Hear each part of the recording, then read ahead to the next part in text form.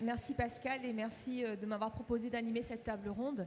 Le concours médical est fier et honoré de s'associer à la Fédération pour ce congrès national, car depuis 1879, date de création de la revue, on a placé l'exercice pluripro au cœur de notre politique éditoriale à travers notamment des initiatives et des pratiques innovantes des équipes de soins primaires. Donc justement ce matin, nous allons décortiquer cet exercice professionnel à travers 3 grands axes que sont l'organisation, le financement et la formation. Alors je suis très bien entourée ce matin.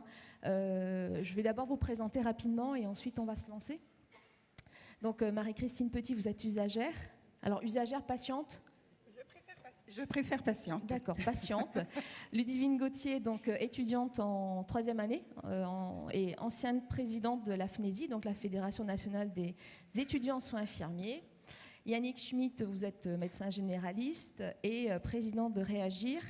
Alors, je vais me lancer. Regroupement autonome des jeunes généralistes et remplaçants. J'ai tout bon? Voilà, bon, je vais vous laisser la parole par la suite.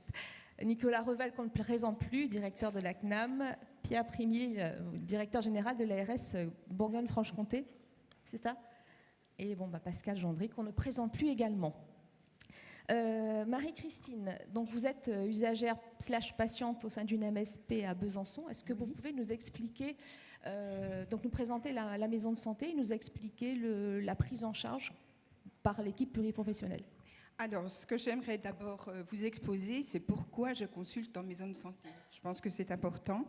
Et comment je suis passée du hasard à un choix raisonné aujourd'hui. Alors, du hasard, parce que quand je suis arrivée à Besançon et que j'ai eu besoin de consulter, j'ai choisi la proximité. Il se trouve que c'était la maison de santé de Saint-Claude à Besançon. Et comme je n'y connaissais personne, c'est même la secrétaire qui a choisi le médecin près duquel je suis allée, qui est toujours mon médecin aujourd'hui. Alors, donc, du hasard, je suis passée à un choix. Le choix, parce que bien évidemment, au fil des années, j'ai apprécié les qualités professionnelles et relationnelles de mon médecin, et parce que j'ai aussi apprécié, mais alors cette fois-là d'un côté pratique, le fait de m'adresser à la maison de santé. Côté pratique, parce que le premier contact qu'on a quand même, c'est celui du secrétariat. Et avec les secrétaires, qui sont toujours charmantes dès qu'on téléphone. Et quand on téléphone, c'est quand même en général que ça ne va pas trop bien. Donc c'est important pour nous d'avoir des secrétaires qui nous accueillent et de savoir qu'on va avoir un rendez-vous très rapidement. Et même si nos exigences en heures ou en jours font qu'on ne peut pas avoir notre médecin traitant, on sait qu'on aura un autre médecin de la maison de santé. Et même chose aussi, lorsqu'on a besoin d'un rendez-vous d'urgence, on sait aussi que dans cette maison de santé, on a une secrétaire coordinatrice qui gère les plannings des médecins et qui nous trouvera forcément une plage pour un rendez-vous en urgence. Donc ça, c'est vraiment quelque chose de très important. On n'a aucun problème à aller vers un autre médecin qui n'est pas notre médecin traitant quand on est dans une maison de santé, parce qu'on sait que les autres médecins qui nous recevront auront notre dossier médical à leur disposition. Et ça, pour des patients, c'est vraiment très appréciable.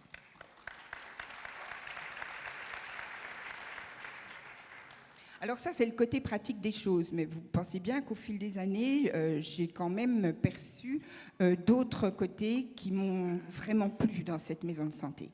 Déjà, ce ne sont pas donc des médecins qui n'ont que nos dossiers médicaux à leur disposition. Ce ne sont pas des médecins qui ont des cabinets qui se juxtaposent sous un même toit. C'est vraiment une équipe. Et cette équipe, en tant que patiente, je sais qu'elle se concerte régulièrement. Dans cette équipe, il y a 10 médecins généralistes, puisque vous m'avez demandé sa composition. Il y a 3 infirmières libérales, 3 infirmières de santé publique. Il y a un psychologue. Alors, je prends mon petit papier pour être sûre de ne pas en oublier. Il y a même un travailleur social. Il y a un professeur d'activité physique adaptée. Et puis, se joignent régulièrement à eux pour les concertations, une orthoptiste, un kiné et même depuis peu un pharmacien. Donc, vous voyez que pour nous, patients, quand on sait ça, on a vraiment une sécurité, c'est vraiment très rassurant de savoir que certes, on est pris en charge par notre médecin traitant, mais par toute une équipe, parce que s'il y a des problèmes, on sait qu'il y a de la concertation, du partage d'informations. Et pour ces raisons-là, aujourd'hui, je n'irai plus consulter ailleurs, c'est clair. Donc vous voyez comment je suis passée. Donc vous voyez comment je suis passée donc, du hasard au départ quand je suis arrivée à Besançon à un choix vraiment raisonné aujourd'hui, d'autant que, ayant déménagé et n'habitant plus à Besançon mais à quelques kilomètres de là où j'aurais pu trouver des médecins beaucoup plus près, je continue quand même à consulter dans cette maison de santé. Alors maintenant, j'aimerais vous parler de la place que cette équipe à la maison de santé de Saint-Claude offre aux usagers. Et ça, j'avoue qu'au début, ça m'a bluffée parce que déjà, je ne m'y attendais pas. Je ne l'avais pas perçu dans les années avant. Il a fallu que j'attende d'avoir un peu plus de disponibilité d'esprit, ce que m'a offert la retraite, pour consulter un peu plus les affichages qui étaient dans la maison de santé, les informations qui passaient sur la vidéo, sur la télé, dans les salles d'attente, pour me rendre compte qu'il y avait un vrai travail de prévention qui était offert par l'infirmière Azalée à l'époque. Donc, je m'y suis intéressée de plus près, j'ai posé des questions. Et donc, autour de cette infirmière, il y a des patients qui se retrouvent, qui pour un groupe de marche, qui pour des ateliers de nutrition. Et dans ces équipes qui se formaient autour de l'infirmière Azalée, il y a des liens qui se sont créés, des gens qui ne se connaissaient pas, qui se sont rencontrés, et puis qui ont pris des initiatives, en tout cas qui ont soulevé des possibles. Et l'équipe de la maison médicale a été très réceptive à ce qu'ont proposé les usagers. Alors, il y a eu, moi je suis arrivée au moment où des débats ont été organisés pour les autres patients de la maison de santé. Et j'en ai un en mémoire qui m'avait beaucoup marqué, c'est celui qui s'est fait sur le cancer du sein, où on avait eu le témoignage d'une jeune femme qui nous a raconté par où elle était passée. Avec nous, lors de ce débat, il y avait des médecins qui ont répondu aux questions, vraiment, c'était des échanges très riches qui nous ont beaucoup apporté. Et puis, comme autre initiative, on avait également, par un temps, rédigé un journal, certes modeste, un recto verso, qu'on laissait dans les salles d'attente à disposition des autres usagers et où on leur faisait savoir tout ce qui se passait dans la maison de santé en dehors du cabinet des médecins, donc en particulier avec les infirmières Azalée. Et puis, on faisait des comptes rendus sur les débats parce que, bien évidemment, si chaque fois on a réuni à peu près une trentaine de personnes, c'était loin de toucher tout le public de la maison de santé. Et donc, on mettait ce petit journal à disposition dans les salles d'attente. Jusqu'au jour où moi-même, j'ai eu une question qui m'a vraiment taraudée pendant plusieurs semaines et j'ai fini par m'en ouvrir au docteur Huatou. Et mon problème, c'était sur les sorties d'hôpital parce que j'avais eu un témoignage d'une personne proche pour laquelle ça ne s'était pas très bien passé, on va dire les choses comme ça. Et donc, moi, j'ai dit, mais on devrait faire quelque chose, on devrait pouvoir voir si la situation de cette personne, c'est une situation unique, ou si plusieurs personnes ont ce ressenti en sortant de l'hôpital, et si oui, qu'est-ce qu'on peut faire? Parce qu'on ne peut pas laisser les gens dans une angoisse telle que je l'avais mesurée auprès de ce témoignage. Et donc, de l'écoute, d'exposer cette problématique, j'ai eu vraiment tous les encouragements. Donc, le docteur Huatou et Madame Valadon, l'infirmière Azalée, m'ont vraiment encouragée dans ce domaine et m'ont dit, faut y aller, il faut monter un projet. Alors, avec une amie, j'ai monté un projet, donc des objectifs, des supports d'un questionnaire de témoignage pour des personnes qu'on allait interroger, rencontrer, des supports d'information à mettre dans la maison médicale, dans les salles d'attente, etc. L'équipe médicale nous a offert une salle pour nous rencontrer quand on en avait besoin. Elle nous a laissé un téléphone portable pour qu'on puisse nous contacter et organiser les témoignages. Bref, un projet qui est vraiment très intéressant et qui continue encore. Donc, vous voyez que dans cette maison de santé, moi, j'y ai vraiment trouvé plus que ce que j'y attendais. Voilà, donc, et cette place laissée aux usagers, c'est vraiment une chose à laquelle je ne m'attendais pas du tout. Alors, pour conclure, je voudrais vous dire que mon témoignage, c'est mon témoignage à moi toute seule. Je ne suis pas représentante d'une association d'usagers, quelle qu'elle soit. Voilà. Moi, c'est en tant que citoyenne, tout simplement, c'est la seule étiquette que j'ai, mais une citoyenne qui s'intéresse à ce qui se passe dans la société, aux évolutions de notre société. Et je pense quand même comprendre que dans la santé, on prend un virage en ce moment.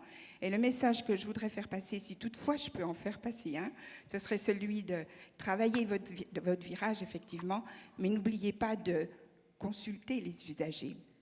Voilà. Merci beaucoup.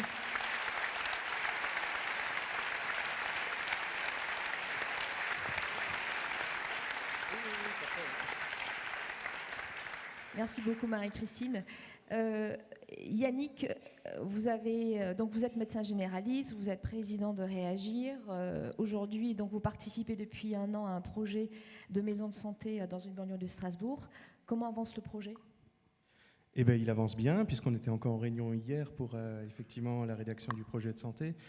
C'est vrai que c'est une aventure qui a débuté il y a à peu près 1 an avec les professionnels de santé du territoire qui étaient intéressés par une collaboration pluriprofessionnelle. Et puis finalement, on se retrouve 1 an après avec une quinzaine de professionnels prêts à se lancer dans l'aventure, un projet de santé qui est en train d'être rédigé, une labellisation avant l'été, et puis la signature aussi de l'achat du projet immobilier dans la même période. Peut-on mener ce type de projet sans l'aide et l'appui des pouvoirs publics ? Alors c'est très compliqué. Quand on est seul, on ne sait en général pas par quel bout prendre le problème. Moi je suis installé depuis maintenant 5 ans. Ça faisait depuis quelques années que je me disais tiens, ce serait quand même bien de faire quelque chose. Alors par quoi on va commencer ? Une équipe de soins primaires ? Oui, bon, pourquoi pas une maison de santé, oui, d'accord, mais bon, c'est peut-être encore un peu plus compliqué. Et puis finalement, c'est un petit peu par le biais de l'ARS qu'on a pu trouver la porte d'entrée, puisqu'il existe sur l'Alsace des diagnostics territoriaux dans les différents quartiers prioritaires politiques de la ville, qui ont été commandés à l'Observatoire régional de la santé par l'ARS, et qui en fait étaient sur Internet, mais finalement très peu connus des professionnels de santé. Donc c'est par ce bout-là que j'ai organisé la première réunion avec l'ARS, pour présenter un petit peu les données de santé sur notre territoire, et que effectivement ça a attiré pas mal de monde. Et derrière, évidemment, on a eu un accompagnement sur le montage de projet qui est quand même très conséquent, puisqu'on a la mise à disposition de compétences en matière justement de consulting sur le volet immobilier qui nous ont beaucoup aidés. Et du coup, effectivement, ça c'est des choses qu'on ne pourrait pas se permettre de mettre en place, ou en tout cas avec beaucoup de difficultés si l'ARS ne le faisait pas pour nous. Un bémol tout de même, puisqu'on parle là d'un projet. Moi, je suis médecin, je ne suis pas du tout formé à la gestion de projet, ni encore moins au montage de projet. C'est des métiers à part entière, et c'est d'ailleurs tellement vrai qu'il y a des fonctions de coordination et des métiers de coordinateurs qui ont vu le jour depuis. Ça, malheureusement, aujourd'hui, c'est très peu valorisé par les pouvoirs publics, très peu soutenu. Et c'est peut-être ça qui manque aujourd'hui, le volet amorçage et création du projet, plus que derrière le fonctionnement de la maison de santé qui, lui, connaît, on va dire, un rythme de croisière avec la CI. Vous m'aviez parlé d'une cartographie de la population qui avait été éditée par l'Observatoire régional de la santé, avec notamment, vous aviez prononcé le mot c'est un bon angle pour vous. Oui, parce qu'on a commencé à créer le projet finalement sur l'angle qui nous intéresse tous le plus, c'est-à-dire la santé de la population, et qu'est-ce qu'on peut faire pour cette population pour faire mieux que ce qu'on a à disposition quand on est en exercice de cabinet de groupe, on va dire traditionnel. Donc très clairement, c'est ce qui a permis de trouver l'angle d'approche, c'est ce qui a permis de réunir des professionnels, et c'est ce qui nous permet aussi de proposer aujourd'hui un projet de santé qui est cohérent avec notre population, avec des problématiques de santé identifiées autour, alors c'est rien de révolutionnaire, mais autour des maladies métaboliques, de la mortalité prématurée liée aux problèmes cardiovasculaires, de la dépendance, mais aussi de la santé de l'enfant, avec beaucoup de voyants qui sont rouges dans notre territoire. Vous travaillez aujourd'hui en cabinet libéral avec 2 autres médecins. Pourquoi vous lancez aujourd'hui dans un exercice beaucoup plus pluripro ? Alors, je suis dans un cabinet de groupe, on est 2 en fait. Mais très clairement, je suis dans ce qu'on pourrait appeler l'ancienne manière de faire de la médecine générale, c'est-à-dire un appartement dans une tour avec 2 cabinets de médecine, pas de place pour une secrétaire, un espace d'accueil des patients qui se fait dans l'ancienne cuisine. Donc je vous passe les détails, mais on est quand même plus vraiment dans ce qu'on peut attendre des standards d'accueil et d'efficacité de la médecine générale aujourd'hui. Donc très clairement, je ne me voyais pas faire 40 ans d'exercice professionnel dans ce cadre-là. Donc c'est d'une part pour avoir, on va dire, un immeuble qui réponde aux besoins d'une médecine d'aujourd'hui, et puis d'autre part pour faire encore un peu plus d'exercices coordonnés avec des professionnels de santé qui sont autour de nous actuellement et qui seront demain à côté de mon bureau. Vous avez identifié déjà les professions qui seront impliquées ? Oui, on est sur un périmètre aujourd'hui donc de 15 professionnels. On est 4 médecins généralistes, 4 kinés, 3 infirmières, 2 sages-femmes, 2 orthos, une diète. Est-ce que vous avez été confronté à ce type d'exercice pendant votre formation ? Est-ce qui peut-être vous a donné envie aujourd'hui de vous lancer ? Alors en fait, pas du tout, ou très très peu. J'ai jamais eu de stage en maison de santé. Le seul exercice pluriprofessionnel que j'ai vu, c'est à l'hôpital, donc c'est dire l'image que j'en avais. Ce qui veut dire ?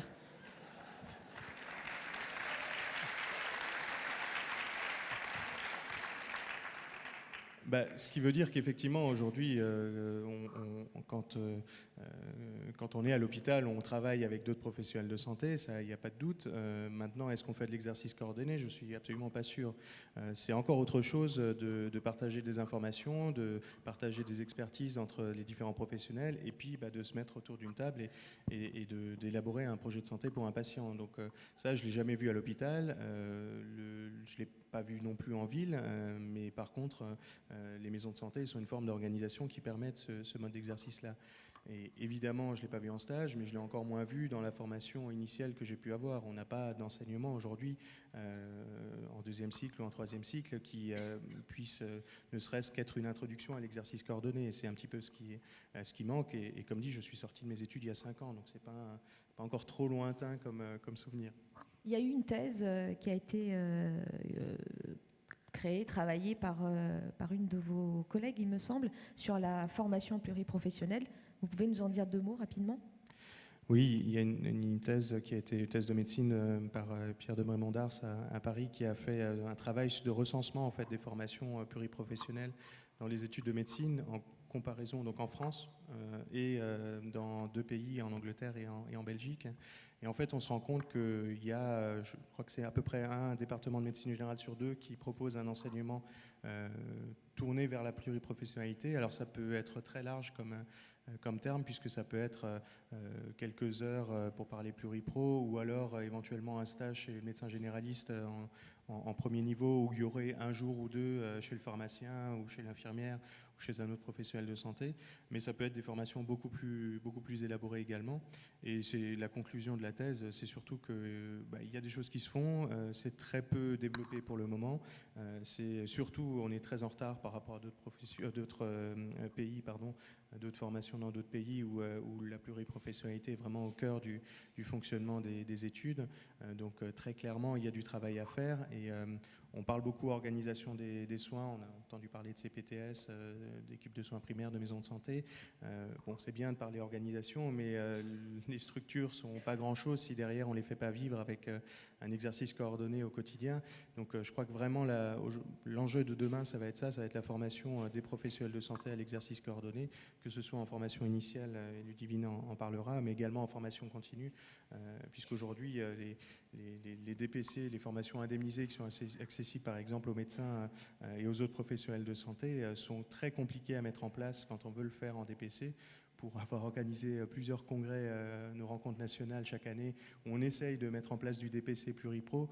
Je peux vous assurer que c'est très compliqué, que l'Agence nationale du DPC est très tatillonne sur la possibilité ou pas d'ouvrir ces formations à différentes professions.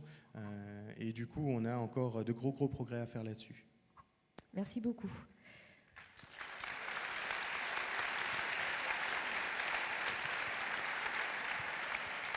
Alors, cette question de formation me permet de faire un bon relais avec votre intervention, Ludivine. Vous m'avez expliqué, vous n'avez pas été à proprement parler confronté à ce type d'exercice pendant votre formation, mais que vous avez pu découvrir cela à travers des expériences. Oui, alors effectivement, la formation en soins infirmiers, elle est connue pour être une formation de qualité assez professionnalisante. On a environ 62 semaines de stage en exercice professionnel. Et là-dessus, moi, je suis arrivée en tant qu'étudiante en première année. Mon premier stage, c'était dans un centre de rééducation avec des staffs en fait, où il y avait des réunions interprofessionnelles. Et là où je me suis dit, voilà, tout le monde travaille ensemble, tout le monde croise les regards sur un patient, se donne des objectifs, suivre la convalescence et suivre le parcours patient. Donc sur ce fait-là, je pensais que ça allait être ça partout, et finalement pas du tout. Pas du tout. Dans d'autres structures hospitalières, c'était pas du tout le cas. Même dans des structures médico-sociales, on s'est aperçu qu'on travaillait les uns à côté des autres, sans se parler parfois, sans communiquer. Et ça a été vraiment quelque chose d'assez abrupt en tant qu'étudiant qui arrive sur ce fait-là, de se dire, d'accord, donc on ne parle pas ensemble, on ne communique pas, on n'arrive pas à créer du lien pour le patient, pour l'usager. Donc ça, c'est quelque chose qui est assez problématique quand on a eu une expérience qui était intéressante comme ça et enrichissante. Donc on ne comprend pas très bien. Après, moi, j'ai eu la chance d'être étudiante engagée. Et par ce biais-là, du coup, en tant que présidente de la FNESI, la Fédération nationale des étudiants en soins infirmiers, on appartient à un réseau plus vaste grâce à la FAGE, première organisation étudiante de France, où on peut discuter avec d'autres fédérations d'étudiants en santé, étudiants en kiné, étudiants en médecine, étudiants en sage-femme, les psychomotriciens, les orthophonistes, les audioprothésistes, enfin, tout ça, on a réussi à se mettre autour de la table pour discuter, tout simplement, quand on en avait besoin, sur des discussions autour de nos maquettes de formation, notamment. Se dire, alors quelles sont nos compétences réellement les uns envers les autres, parce qu'on travaille côte à côte, mais on ne sait même pas quel est le rôle d'un ergothérapeute auprès d'un patient, comment est-ce qu'on fait pour agir ensemble, quelles sont les compétences qu'on a qui sont partagées, qu'est-ce qu'on fait de la même façon, parfois le rôle de prévention qu'on a pu construire notamment avec la réforme sur le service sanitaire. Et là, d'autres sujets, notamment sur des réformes des études de santé qu'on aurait voulu voir aller plus loin, malheureusement, qui ne peut pas toujours être le cas, parce qu'on a des réalités de terrain qui nous ont confrontés. Par exemple, les étudiants en soins infirmiers, on est dans plus de 300 instituts. Donc c'est un maillage qui est très dense, c'est des diverses possibilités de géographie, mais c'est plus loin, c'est loin des villes par exemple. On peut avoir des instituts dans des villes universitaires, des instituts qui sont, des fois on dit IFSI des champs, parce que c'est vraiment ça, parfois on n'a qu'un institut qui est isolé. Et du coup ça permet pas forcément le travailler ensemble, le fait d'être en cours ensemble, d'être dans des enseignements pratiques, tous ensemble avec différentes formations, ça parfois c'est plus difficile. Donc on espère avoir les nouvelles technologies qui peuvent nous aider à avoir cette barrière-là qui soit passée. Il y a aussi le fait de travailler ensemble sur les terrains de stage, de mettre à travailler ensemble entre les différents étudiants pour qu'on puisse accomplir des objectifs ensemble, construire parfois des projets ensemble. Et puis l'intérêt aussi, ça va être de développer les stages dans le milieu ambulatoire, notamment du coup dans les maisons et les pôles de santé qui sont en pleine expansion. On espère vraiment du coup avoir plus du coup cet entrain qui irait vers ces milieux-là. Ça serait vraiment, vraiment important en tout cas là-dessus.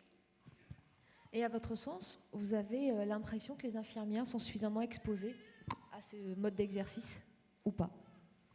Alors, il y a l'exercice interprofessionnel qui fait quand même sens parce qu'on a pas mal d'enseignements sur ce sujet-là.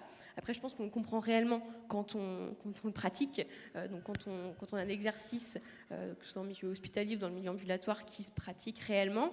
Et je pense que ce qui n'est pas évident non plus dans le milieu infirmier, c'est que nous, on ne nous permet pas forcément d'aller tout de suite dans le milieu libéral. Donc là, on ne peut pas tout de suite avoir un projet construit de se diriger vers des milieux libéraux, d'équipes de santé pluriprofessionnelle, parce que c'est pas possible dans l'exercice immédiat quand on est diplômé. Donc ça freine aussi, je pense, cet aspect-là. Et puis il y a encore quelques années, les stages libéraux étaient compliqués en tant qu'étudiant infirmier parce qu'il y avait cette histoire d'être pris en charge et remboursé que si l'infirmier était personnellement en train d'exécuter l'acte. Donc c'est resté longtemps dans les mémoires et on est en train de déconstruire un peu cet aspect-là que des infirmiers libéraux devraient pouvoir nous prendre en stage. Et pour ça, il faut aussi qu'ils soient récompensés de nous prendre en charge parce qu'on fait perdre du temps, entre guillemets, parce que ça prend du temps de prendre des étudiants en charge, de s'occuper de nous, de nous encadrer pleinement. On sait que c'est pas facile en termes d'efficience, donc pour ça, il faut aussi qu'ils soient récompensés là-dessus.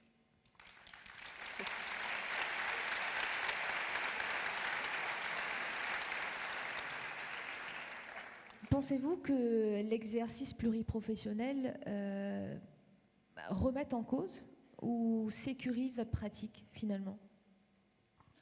À titre personnel, je me sens plus sécurisée quand je pense à mon exercice futur, de me dire que l'on va travailler tous ensemble avec un regard qui croise, différents prismes qui se croisent pour avoir une réponse auprès d'un usager, que de me dire d'avoir un exercice isolé, ça ne m'intéresse pas personnellement en tout cas. Et ça vous apporte quoi de savoir par exemple ce qu'un kiné peut faire, ce qu'une ergo peut faire par exemple?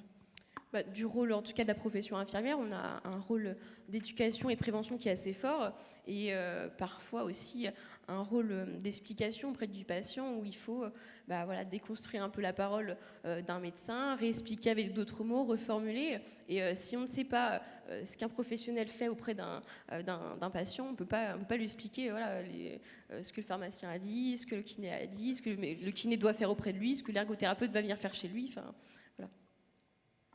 Donc vous êtes en 3e année, l'année prochaine c'est le grand saut. Vous avez une idée de ce que vous voulez, comptez, souhaitez faire? On est à la période où il faut envoyer les courriers pour être pris dans son premier poste d'emploi. Très personnellement aussi, et en toute sincérité, mon engagement étudiant et mon territoire de là où je viens sur l'accès à la santé m'ont beaucoup forgé. Je suis de Pontivy, donc en Centre-Bretagne.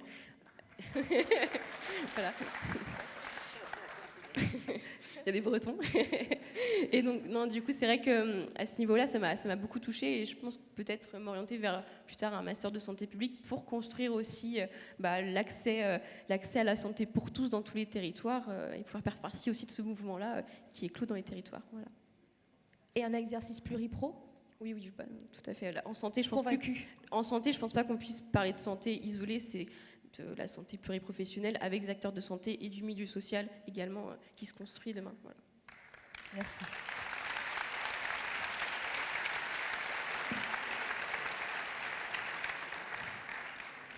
Bien. Après les questions, les réponses. Monsieur Revel, déjà une première réaction par rapport aux 3 interventions qu'on a pu entendre? C'était quand même passionnant d'avoir d'abord le point de vue d'un patient qui vous renvoie la satisfaction qui est la vôtre. Et je pense que vous êtes très représentatif de ce qu'apporte l'exercice pluriprofessionnel. Donc je ne vais pas redévelopper tout ce que vous avez dit, mais enfin, c'est la première fois, d'ailleurs, je me demande si on entend un patient lors d'une de vos réunions. Donc je ne vais pas pouvoir mieux le dire que ce que vous avez indiqué. Et puis, on a aussi ce que Yannick Schmitt a indiqué, c'est-à-dire que tout ceci, ce n'est pas d'un claquement de doigts. Il ne suffit pas d'ailleurs d'avoir un cadre conventionnel, d'avoir un élément juridique législatif. C'est une aventure d'hommes et de femmes qui doivent à un moment donné construire ensemble un projet, définir un fonctionnement et une organisation. C'est à la fois long et compliqué dans la gestation, ça peut être parfois fragile dans l'exercice même, ensuite au long cours. Et c'est passionnant de partager ensemble le fait que vous n'y êtes en réalité ni de près ni de loin préparés, ni formés. Et donc c'est vrai que ça nécessite de la part des pouvoirs publics, dans la diversité des structures, agences régionales de santé, sous l'égide du ministère, assurance maladie, de réfléchir à la manière de vous accompagner. Voilà. Alors, on a beaucoup parlé depuis ce matin de la notion d'équipe traitante. C'est droit au but. Quel est votre positionnement? Est-ce que vous avez déjà entendu toutes les demandes et comment y répondez-vous? Non, mais cette demande, je crois de mémoire que votre président l'avait formulée avec peut-être dans une acception qui était un peu différente l'an dernier à Nantes, où l'idée... À Nancy, bon, je perds le fil de nos échanges. Je me rappelle de la réponse, monsieur Revel, et on va voir si elle a changé. Absolument. Non, pas du tout. Et à l'époque, c'était de dire, vous prenez la patientèle médecin traitant, nous recevons beaucoup plus de patients dans nos cabinets que les seuls patients que nous prenons dans notre patientèle de médecins traitants, et du coup, quelque part, il y a un peu une perte en ligne et un différentiel. Bon.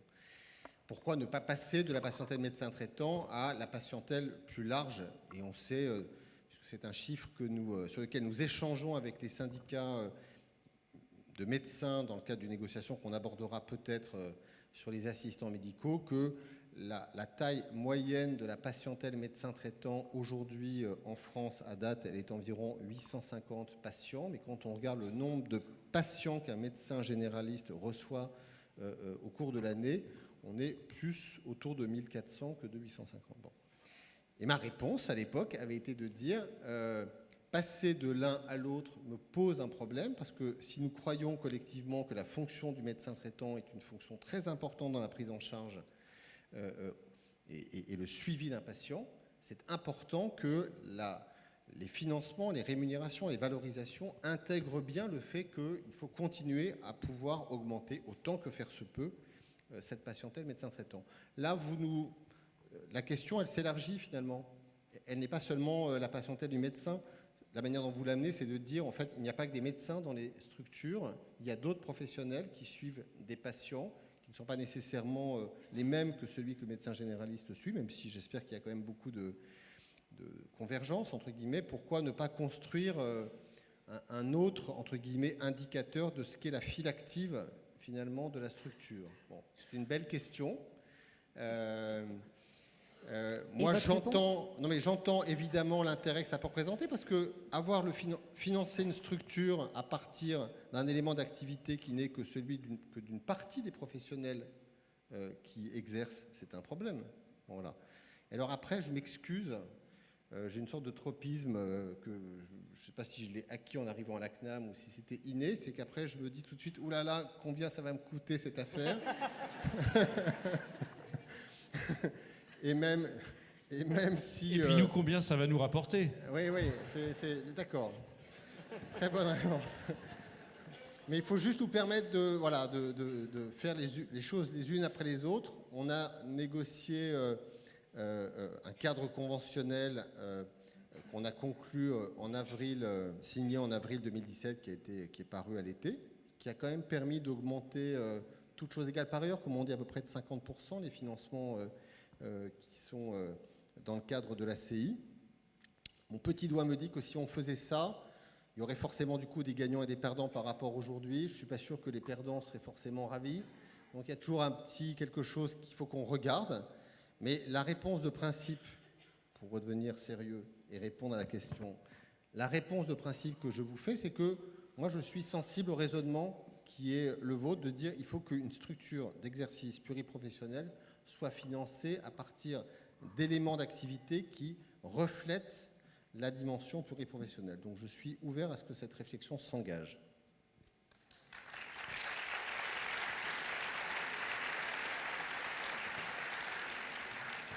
Et quels seraient les leviers pour passer à un financement qui serait plus pluripro?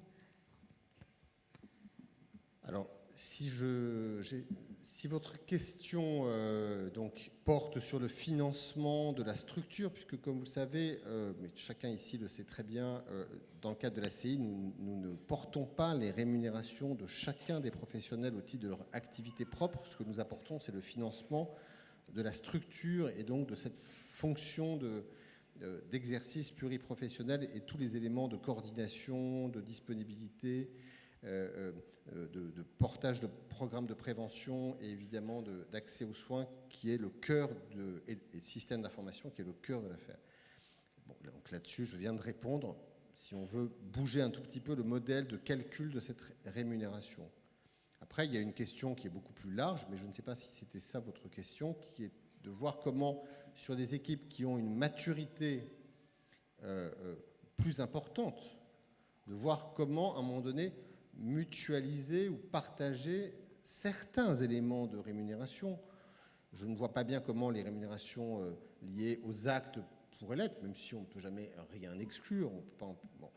Mais parfois, on peut se dire que, prenons la ROSP des médecins, qui porte pour une part des indicateurs et le reflet d'une prise en charge, d'un suivi, notamment sur des dimensions de prévention, qui évidemment mobilisent ce que fait le médecin lui-même, mais aussi ses confrères quand les patients sont pris en charge parfois par plusieurs médecins, mais aussi l'intervention d'autres professionnels de santé. Bon, j'ai parfois entendu mes interlocuteurs, je ne vais pas mouiller les uns ou les autres, dire on pourrait peut-être, et à un moment donné, imaginer de franchir un pas et d'imaginer, par exemple, une ROSP collective. Voilà, bon. Ce sont des sujets qu'on doit aborder en partant du principe que ça doit être optionnel. C'est un choix de celles et ceux qui voudraient franchir ce pas. On ne peut pas l'imposer à tous. Il faut ensuite qu'on arrive dans nos ingénieries juridiques de voir comment ça se tricoterait entre l'ACI et le cadre monoprofessionnel des médecins, puisque la ROSP est là. Mais moi, honnêtement, c'est vraiment des choses sur lesquelles on ne doit surtout pas bloquer. Encore une fois, il faut pouvoir au contraire accompagner en partant toujours du principe qu'on accompagne ceux qui veulent aller jusque-là et on respecte ces différences de rythme et de volonté. Vous avez parlé un tout petit peu plus tôt de cette notion de gagnant et de perdant. Est-ce que vous pouvez entendre justement ce sentiment que peut avoir une équipe, enfin des éléments au sein d'une équipe qui trouvent qu'ils sont beaucoup plus perdants que gagnants? Je n'ai pas compris. Ah, alors je reformule. Est-ce que vous pouvez... Alors, vous avez parlé de cette notion de perdant et de gagnant un tout petit peu plus tôt. Au sein d'une équipe, on a toujours l'impression que ce sont les mêmes qui sont les gagnants et que ce sont souvent les mêmes les perdants. Est-ce que vous pouvez l'entendre, cela? Et comment est-ce qu'on réagit face à cela? Vous parlez des différentes professions présentées. Tout à fait. Je l'entends. Et mais la réponse n'est pas chez moi, hein. Très clairement. J'entends en effet parfois un regard qui peut être porté. Alors, est-ce que c'est un regard qui est porté par des professionnels qui sont dans ces structures ou qui les regardent à distance, qu'il y aurait en effet, je dirais, selon que l'on est médecin ou infirmière ou autre, un sentiment de ce que, voilà, sur des partages de charges, des mutualisations de moyens et de ressources qui sont précisément financées par la CI, il pourrait y avoir un sentiment de déséquilibre et de gagnant et de perdant. Je suis bien incapable d'objectiver cela. Voilà. Je pense qu'il faut savoir que cette perception peut exister. Je suis convaincu que aucun de vous ne doit se dire que c'est le cas de votre structure. Mais il y a incontestablement, à tort ou à raison, cette idée-là qui parfois s'exprime chez certains quand il s'agit de commenter le modèle de la CISA et des MSP. Bon, donc je pense qu'il faut juste le savoir et quelque part faire de la contre-publicité positive pour essayer de tordre le cou à cette idée. Mais ce n'est pas l'assurance maladie qui va, dans le cadre conventionnel, venir mettre des éléments de bonne pratique qui, à mon avis, ne relève pas de notre champ légitime d'intervention. on posera la question aux personnes concernées alors. Pascal, tu as une question? Peut-être quelques questions aussi sur l'arrivée des nouveaux métiers. Comment ils vont améliorer la condition pluripro de l'équipe, et notamment par rapport aux négociations qui sont en cours sur l'assistant médical.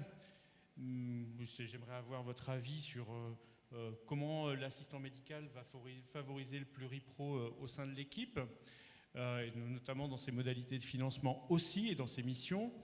J'aimerais aussi vous interroger sur le modèle économique de l'infirmière de pratique avancée, parce qu'on a c'est bientôt, elles arrivent, mais elles arrivent et elles vont être payées comment?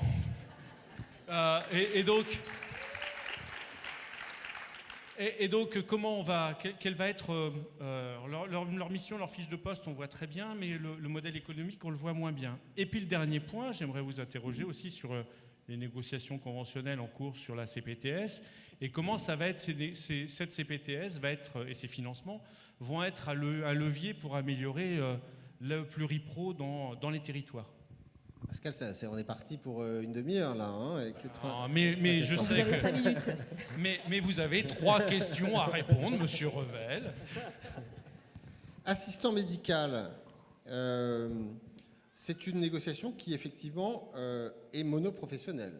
C'est un assistant médical qui a été amené dans le discours précisément du président de la République en septembre, comme venant aux côtés et auprès du médecin, lui permettre par cet assistant médical de libérer du temps médical, non pas travailler davantage, je profite de l'occasion que vous me donnez pour dissiper des malentendus, parce que des malentendus, il y en a eu, je dirais même parfois des fausses informations ont été diffusées sur ce que nous souhaitions faire et ce que nous proposions aux médecins.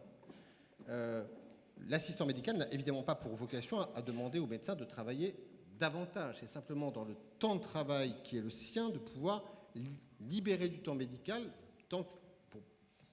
par rapport à des tâches qui aujourd'hui ne sont pas médicales. Pour faire quoi?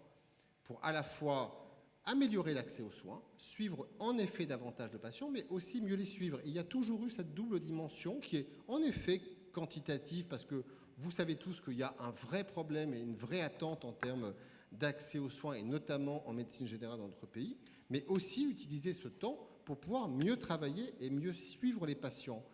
Qu'est-ce que fait l'assistant médical?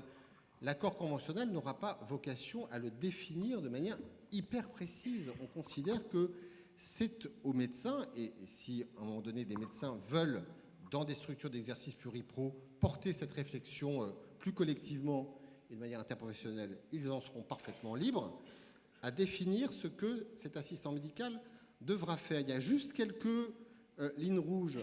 C'est vrai que l'assistant médical, ce n'est pas du travail de secrétariat médical et de la prise de rendez-vous. À l'inverse, ce n'est pas du soin infirmier qui vient faire le travail des infirmières libérales. Voilà. Et évidemment, c'est du plus. Voilà. On ne vient pas apporter un financement pour rémunérer des professionnels ou des assistants qui sont déjà en place. Bon. Alors, une fois qu'on a dit ça, il y a une marge de manœuvre qui est là, qui est ouverte. Voilà. Il y aura évidemment, à la fin des fins, parce que c'est ce pourquoi l'assistant médical quand même a été amené et va être financé, l'attente que nous puissions contractualiser avec les médecins qui s'engageront une certaine augmentation de leur activité. Et alors là, je dissipe un deuxième malentendu. Jamais, je vous le dis, jamais il n'a été question de dire aux médecins, vous devez passer de X consultations à l'heure à Y. Jamais. Et honnêtement, on aurait proposé une chose pareille. Je pense que les mois qui, à un moment donné, a été observé auraient été parfaitement légitimes. En revanche, oui, il a toujours été question de se dire quel pourrait être un certain accroissement de la patientèle et de la file active à l'année. Et ce point-là, d'ailleurs, je crois aujourd'hui, fait consensus, entre guillemets, avec les syndicats avec lesquels nous parlons. Alors en revanche, c'est quoi l'augmentation ? Est-ce que c'est la même selon qu'on a une activité faible, moyenne ou très haute? Est-ce qu'on peut même demander une augmentation d'activité à un médecin qui a une très haute activité, un très fort niveau d'activité? Ce sont des points qui sont en train d'être réglés, je l'espère, positivement. IPA, en effet, la loi permet aujourd'hui, dans le cadre de MSP, de pouvoir salarier des IPA et les rémunérer via la CI. Donc cette question va du coup nous amener à nous voir et à pouvoir fixer le modèle économique. Nous serons également amenés avec les syndicats IDEL à voir ce que pourrait être un modèle de rémunération d'IPA qui souhaiterait ne pas être salarié mais exercer à titre libéral, parce que je pense que les deux devront et pourront exister. Voilà. Et donc, pour répondre à votre question, le sujet va donc devoir être traité dans le cadre conventionnel assez rapidement. Et puis la troisième question, ce sont les CPTS. Cécile Courrèges, tout à l'heure, je ne vais pas le répéter, je crois, a rappelé parfaitement les choses. Et j'avais entendu Pascal Gendry dire, quelque part, les CPTS ont été une manière de mettre la charrue avant les bœufs. C'est ce que j'ai lu récemment. Nous, on n'oublie pas les MSP, soyez-en certains. On n'a jamais considéré que parce que tout d'un coup, l'objet CPTS arrivait, on devait perdre de vue l'importance de la structuration des soins primaires en proximité du patient. Bon, quelque part, depuis 2-3 ans, nous accompagnons dans le cadre conventionnel vos structures. Et moi, d'ailleurs, ce qui me frappe, quand on regarde honnêtement sur 4-5 ans, c'est finalement la rapidité du développement. Voilà. Parce que même si nous, on le regarde du point de vue de l'entrée dans le cadre conventionnel, et on sait qu'il y avait des projets qui existaient déjà et qui entrent seulement maintenant dans le cadre conventionnel, c'est à la fois quand même une très forte progression qui se poursuit, et même on voit un nombre de projets, Pierre Pribil en parlera, qui arrivent et qui montrent que finalement, en 4-5 ans, malgré toutes les difficultés qui ont été rappelées, les lignes, je trouve, sont en train de bouger à une vitesse qui, moi, me surprend positivement. Voilà. Et quand on se met sur un temps un peu plus long des 10 à 20 dernières années, je trouve que depuis 2014, il y a au contraire une accélération qui, moi, me rend plutôt optimiste. Après, oui, il y a de la coordination clinique de proximité dont vous portez le modèle le plus abouti, et il y a besoin d'avoir une coordination qui s'exerce à une échelle plus territoriale, parce qu'il y a des enjeux de coordination qu'on ne peut correctement traiter qu'à cette échelle-là. Voilà. Ce sont des sujets d'accès aux soins qui doivent concerner le plus grand nombre possible de professionnels, et pas seulement ceux qui sont dans des ESP ou des MSP. Et ce sont des sujets de maintien à domicile, de parcours patient, de liaison ville-hôpital, qui forcément nécessitent de travailler à une certaine échelle et avec l'ensemble des acteurs. Donc pour moi, il y a une complémentarité entre les CPTS et les MSP. Ça ne s'oppose pas, ça ne se cannibalise pas. Il n'y aura aucune forme de régression financière subie par les MSP parce que nous accompagnerons demain les CPTS. Et comme je l'avais dit, alors cette fois-ci je pense à Nantes parce que j'en ai un souvenir précis, moi je n'ai aucun doute de ce que le plus souvent on aura des CPTS qui vont partir d'une MSP, même si quand j'avais dit ça il y a un an à Nantes, je m'étais fait entre guillemets engueuler à l'extérieur en disant que je posais un principe entre guillemets d'exclusivité. Non, il y aura certainement des CPTS qui émergeront sans qu'il y ait une MSP en leur sein, mais quand on regardera à la fin des fins les choses et qu'on fera le bilan, ce que je dis, je pense, correspondra aux faits majoritaires. Voilà. Et donc je crois qu'il y aura du coup un emboîtement, une articulation, des financements qui vont venir s'ajouter et non pas se soustraire les uns aux autres. Et il me semble que nous avons besoin des deux et qu'il n'y a pas d'inquiétude à avoir de ce point de vue-là. Nous voilà rassurés. Merci beaucoup.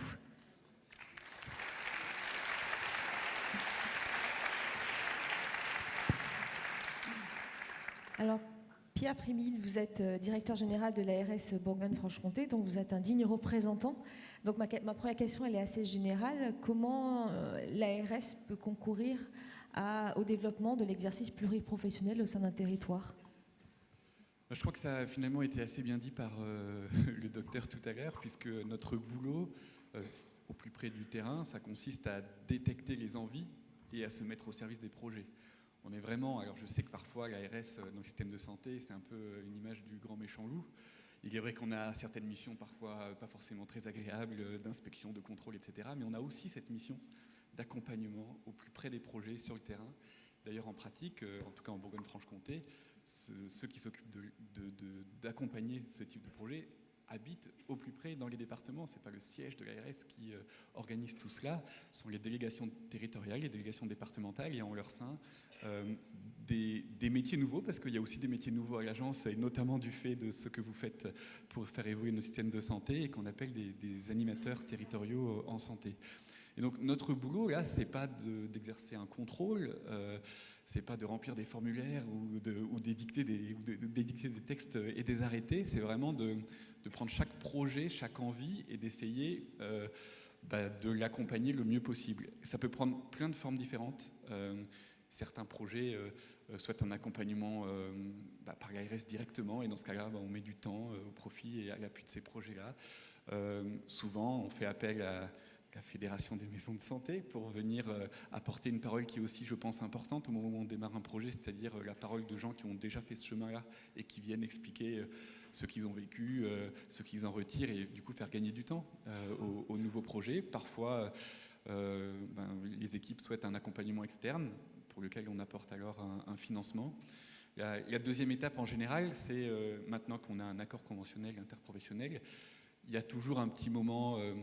va dire, d'un petit laps de temps entre le démarrage du projet et la possible adhésion. Enfin, pas toujours, parfois on peut rentrer directement, mais parfois il y a, pour tel ou tel critère qui n'est pas rempli, un besoin un peu de temps. Et à ce moment-là, l'agence, très naturellement, assure cet accompagnement et ce financement transitoire, le temps d'entrer dans l'accord. Donc on est vraiment, nous, dans une logique de proximité, d'accompagnement, d'écoute de chaque projet. Ça me permet aussi de répondre à une autre question, parce que parfois on est interpellé sur le thème, mais alors, quelle est la cartographie des maisons de santé sur le territoire? Quelle est donc la cible? Et ben, la réponse est très claire, il n'y en a pas. Il y aura demain autant de maisons de santé qu'il y a eu de projets pour les mener à bien. Voilà. On n'est pas dans une logique de carte des maisons de santé comme d'une forme de carte hospitalière adaptée au monde des maisons de santé. C'est pas du tout ça notre approche. Ce qui peut amener parfois d'ailleurs à des reproches, puisque des gens peuvent, et notamment en particulier dans les espaces les plus ruraux, et nous reprocher qu'il n'y ait pas de maison de santé dans ce village. Je dis mais c'est pas comme ça que ça fonctionne. On part des projets des professionnels. On peut, le cas échéant, essayer d'aller mettre une petite étincelle dans l'esprit de certains des professionnels qui opèrent sur ce territoire, mais ça commence certainement pas par construire des murs. Vous parlez à juste titre des projets. Il y a plusieurs critères qui concourent justement à la labellisation des projets. On en avait parlé. Selon vous, est-ce qu'il faudrait réduire, simplifier ou développer encore plus ce genre de critères? En fait, les critères dont vous parlez sont sans doute les critères de l'accord conventionnel interprofessionnel. Donc, ils ont fait l'objet d'un accord entre l'assurance maladie et les professionnels. Il n'y a pas de raison de les remettre en cause. Par contre, les partenaires conventionnels peuvent décider, bien entendu, à tout moment de les faire évoluer. Nous, en fait, encore une fois, on ne juge pas de la pertinence des projets à l'aune du respect de ces critères a priori. C'est parfois une longue convergence vers ce modèle tel qu'il a été fixé par les partenaires conventionnels. Et parfois, d'ailleurs, on n'y arrive pas sur certains territoires. Le critère qui est le plus difficile dans certains territoires ruraux, c'est d'avoir 2 médecins. Bon, il se trouve qu'on a parfois des équipes pluriprofessionnelles où il y a un seul médecin. Bon, ben, on ne va pas dire ah bah dommage, revenez quand vous aurez un 2e médecin. C'est pas ça notre approche. En ce moment-là, on appelle ça une équipe de soins primaires. Ça sert à ça finalement. Alors, parce que c'est comme ça qu'on utilise nous ce label.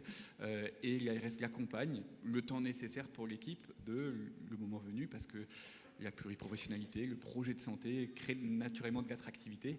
Et ben, le jour où il y aura un 2e médecin et on pourra rentrer dans l'ACI, à ce moment-là, ben voilà, l'équipe y entrera et l'agence redéploiera ses soutiens au profit d'autres projets.